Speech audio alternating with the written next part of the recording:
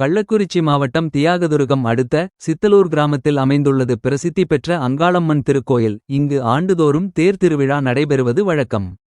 அந்த வகையில் இந்த ஆண்டு பிப்ரவரி 26ஆம் தேதி கொடியேற்றத்துடன் திருக்கோயில் திருவிழா வெகு விமரிசையாக தொடங்கியது. சித்தலூர் அங்காளம்மன் கோவில் திருவிழாவை முன்னிட்டு வெகுவிமர்சையாக மயான கொள்ளை நிகழ்ச்சி நடைபெற்றது.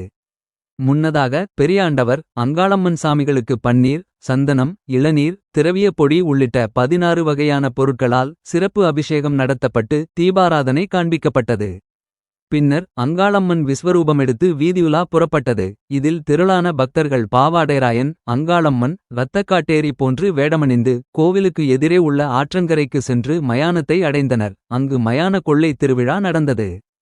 பின்னர் பக்தர்களுக்கு மயான கொள்ளைக்காக செய்யப்பட்ட மொச்சகொட்டை வீசப்பட்டது. குழந்தை பாக்கியம் கிடைக்கும் என்பதால் அதனை எடுப்பதற்காக ஏராளமானோர் போட்டி போட்டு எடுத்து சென்றனர். இதில் கள்ளக்குறிச்சி மாவட்டம் மட்டுமின்றி தமிழ்நாட்டின் பல்வேறு மாவட்டங்களைச் சேர்ந்த சுமார் 10,000த்திற்கும் மேற்பட்ட பக்தர்கள் கலந்து கொண்டு வழிபட்டனர். மேலும் மயான கொள்ளை விழாவில் அசம்பாவிதங்கள் ஏதும் ஏற்படாத வண்ணம் ஏடிஎஸ்பி சரவணன் தலைமையில் 100க்கும் மேற்பட்ட போலீசார் பாதுகாப்பு பணிக்காக குவிக்கப்பட்டிருந்தனர்.